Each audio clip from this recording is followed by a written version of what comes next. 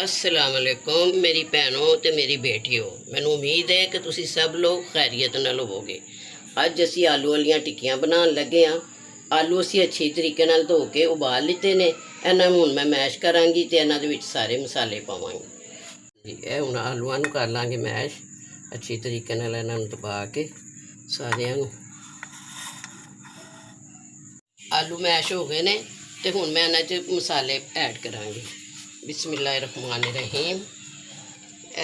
10 मिर्चां ने, 1 चम्मच थोड़ी जी अजवैन है, दूसरी हरी मिर्च है, अच्छा 1 चम्मच अनारदाना, 1 चम्मच ज़ीरा, 1 चम्मच लाल मिर्च, आधा चम्मच नमक। बिस्मिल्लाहिर्रहमानिर्रहीम।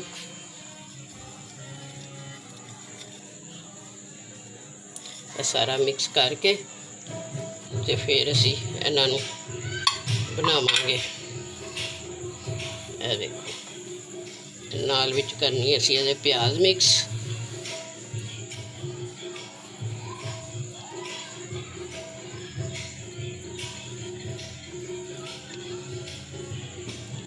दो प्याज़ां ने, इन्हां नूं बरीक कर लिता ते मिक्स करके सारा कुछ ते टिक्कियां बन जानियां। सारा अच्छी तरीके नाल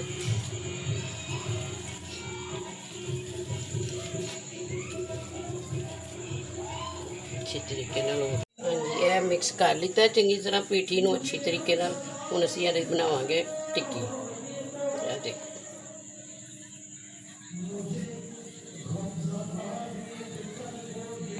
फटाफट बनाने वाला जो भी जरूरत होवे लेट हो जाए हांडी तो फटाफट टिक्कियां बना के तुसी तैयार कर लो। टिक्कियां साड़ियां तैयार हो गई ने।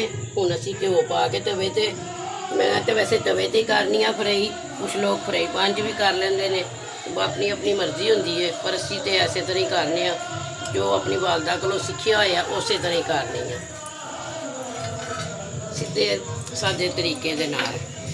हैगा बेसन, ये मैं एक थोड़ी जी चुटकी नमक की पाई है तो थोड़ी जिनी दादड़ मिर्च पाई है ताकि ज़रा करारा कम कुरकरा। कुछ लोग अंडे नाल करते हैं कि अंडा होवे ते कुछ लोग जेडे ने वो बेसन नाल कर लेंदे। बेसन नाल ज़रा कुरकुरियां हो जांदियां, इसलिए ज़रा ज़्यादा अच्छियां लगदियां ने। यह देखो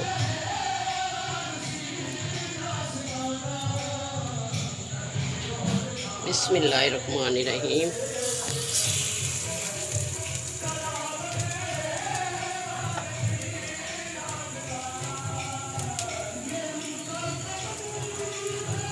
बिस्मिल्लाहिर्रहमानिर्रहीम।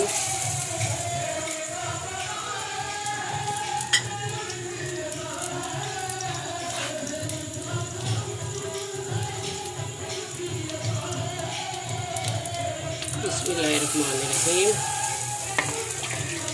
हाँ जी वेखो टिक्कियां तैयार हो गई ने। इन्हां नूं इसे तरह थोड़ा थोड़ा लाल करके साइड ते रखी जाओ तो उस तो बाद इधर साइड ते भी पकदियां जांदियां ने। देखो 1 तो 2 मिनट तक टिक्की तैयार हो जाती है तो साइड ते कर दोगे वो होर ज़्यादा फ्राई हो जाएगी तो ज़्यादा ठीक पक जाएगी। बाकी ये तुहाडे सामने हैगा वे सीधी सादी साडा खाने होंदे ने ते फटाफट बन जाते ने। ते अल्लाह ताला बस यानी कि सब दे रिज़्क च बरकत पावे। तो इंशाअल्लाह कल मिलांगे। अल्लाह हाफिज़।